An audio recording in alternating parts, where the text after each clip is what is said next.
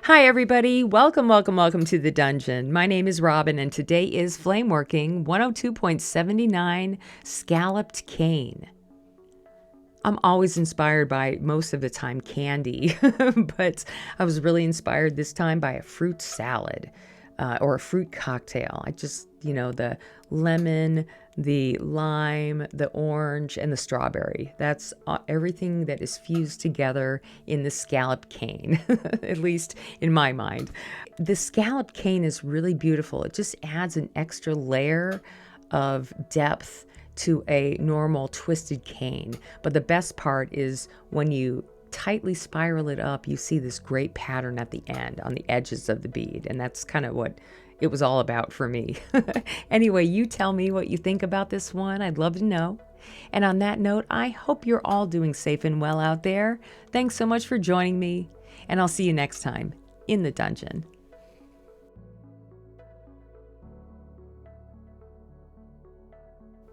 All right, I'm going to start everything out on a bit of clear. I'm going to be drawing some colors on here, so I want the clear to be warm but not hot.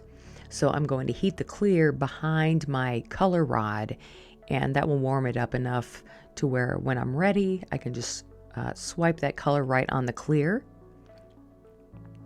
And I'm going down about an inch of color here, and I'm going to swipe several times. I want this to be a nice rich colored cane.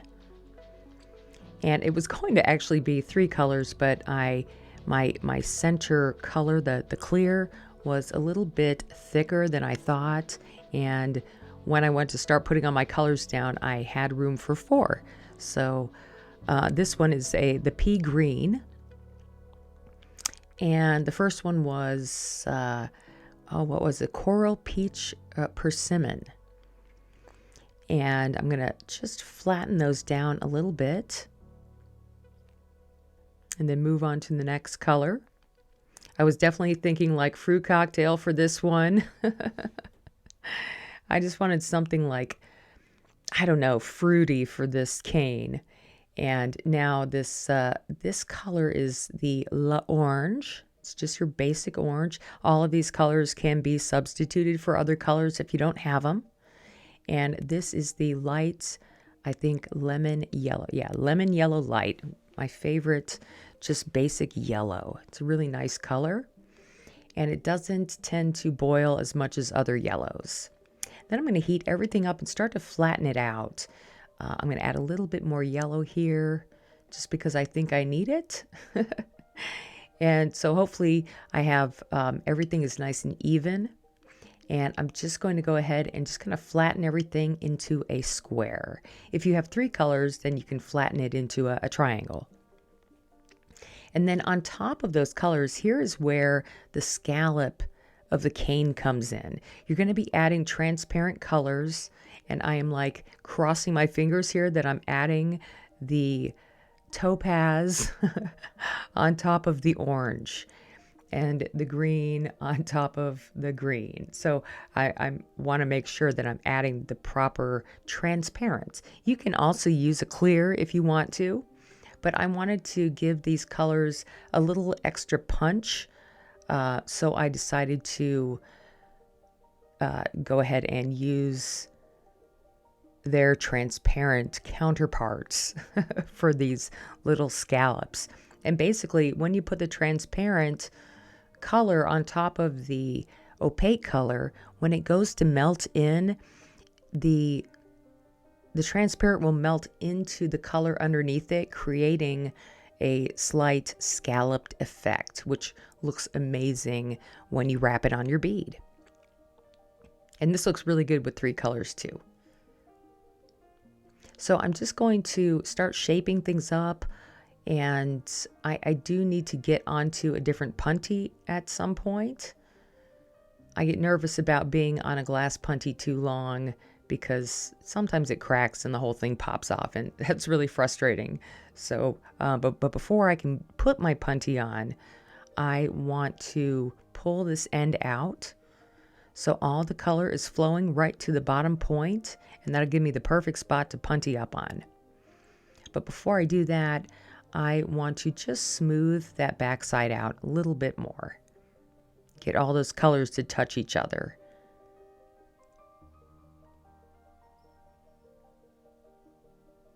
All right, just a little more heating, and I'm going to bring in my metal punty.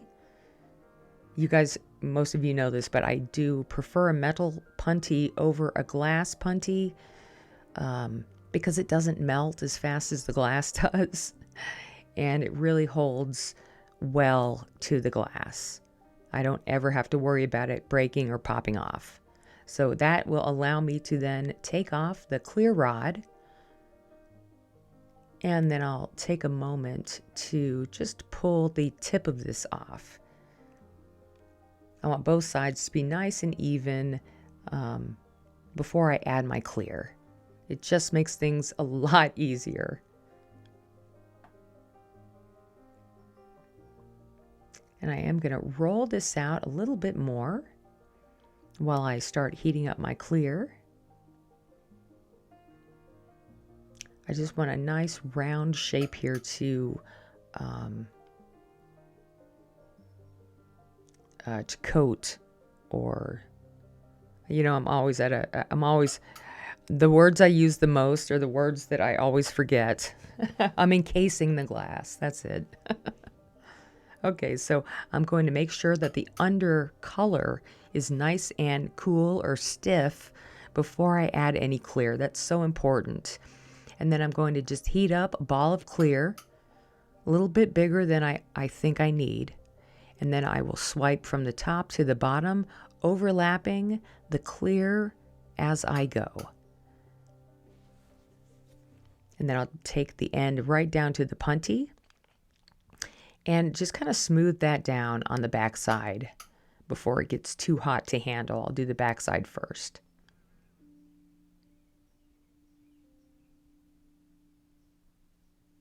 All right, now I want to make sure that everything is nice and even at the tip again. So I'm just going to pull that out one more time just to make, I just want to make sure that the clear is all the way from one tip to another. And at this point, I don't feel like I need to take the other punty off. This will be just fine for me.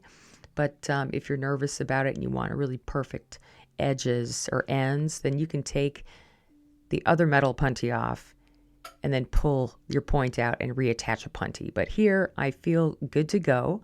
So I'm just going to start heating everything up and take my time getting it nice and hot. And when, you kind of feel the glass hot all the way through, and that's when you are able to start giving it a little twist. And when it's hot enough, I'm just really gently twisting and then pulling. There is a point, though, where the glass starts to kind of set up with these big bundles, and that's when you're really starting to pull and twist and pull and twist. And then I come out of the frame because I like to do a vertical pull and twist at the end. So I'm going up and down, and then I'll go back into the flame to further heat up a little bit of this spiral, and just continuing to pull and twist that out.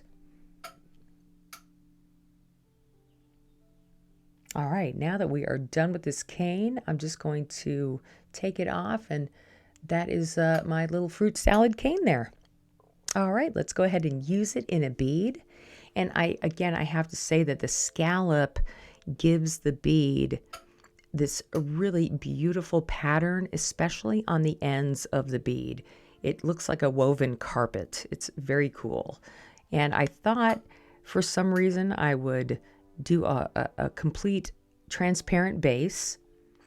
If you do an opaque base, you will only see like the top half of the cane and then some of the base color coming up through the sides of the cane when you go to melt it in. So I didn't want that effect. I wanted something to where you could see all of the cane floating in the transparent. So I'm going to use this grass green transparent and just start winding it down my mandrel. You can add a whole bunch of small footprint beads if you need to, whatever it takes to get the length that you need for your bead. And with this cane, I wanted to add it very quickly. as close to the center of the bead as I could for more depth. So I'm just going to roll this out and get it ready for the cane. And I made sure not to cut or break my cane in the center because I need a full length of cane to spiral around this little bead here. And it takes so much more cane than you think. So I'm going to heat up just the tip of the cane and add it to my bead right on the edge, and then just start to gently twist, and the cane is right in the flame where it just starts to melt. You don't want the rest of the bead in the flame, just the cane itself and where it is landing on the bead. Every now and then I can just very quickly heat up the other end of the bead and then continue rolling. And I was really happy with the way this came out. My cane didn't break halfway through like it normally does. So yeah, I felt really good about this spiral. So now that it's on there, I just want to make sure that the edges are taken care of real quick if I need them to come in before I start to smooth everything out. And I'm just going to do most of this in the flame. And I'm working one side and letting that heat up. And then I work the other side and let that heat up. And I just kind of go back and forth. And with these colors, you'll still get the pattern from a 3-color cane, but I'm kind of glad I did the 4-color cane because the spiral that it creates from spiraling the spiral on the glass is really, really cool. You can even see kind of the color pattern as this cools down. So now that everything is melted in, I want to just make sure that everything looks good before I start to encase this thing. And I'm going to do several encasements to get the depth that I'm looking for. But you can kind of see this pattern here with the colors. It's very cool. And I only see this pattern when you have a twisted cane and you have a really tight twist on your bead. All right, so the first encasement here, I'm just going to go ahead and heat my glass and swipe it across the whole surface of the bead, making sure that the bead is nice and cool so you don't swipe your color or the cane or your pattern. You don't want to destroy your color pattern under there. So make sure that it's nice and cool before you encase it. And having a nice straight barrel shaped bead is very easy to encase, much easier than a round bead or a slightly rounded bead. So when you're finished, it's really just a matter of rolling that clear glass out on the top. And then I'm just going to pull the edges of the clear glass down to the punty just a tiny bit. I call it a punty, but the mandrel. All right, and then just working my edges and making sure the whole bead looks just like it could be a finished bead before I move on. And it could be a finished bead. It just really depends on how big the bead is that you're looking for, the depth of the pattern. I always find that a good 2 thick coats of clear makes a really beautiful 3-dimensional pattern. It just makes everything pop. But because I'm running out of thick clear, I'm kind of down to using my 5mm rods. So it takes a little longer to encase a thick layer. So I'm basically going to add 3 layers of clear to make up for 2 layers of clear if I had used a thick rod. And the subsequential layers after the first one are so much easier. If you can just get past that first encasement, then you don't have to worry about moving the pattern around after you have already encased it once, because there's already that clear in between. So it's just a matter of just a clear encasement over a clear encasement. And then shaping those sides up one more time and just looking for my edges to be nice and rounded. And then I will move on and do one more encasement, which is even easier. Because the final encasement, you're just kind of swiping the center section of the bead.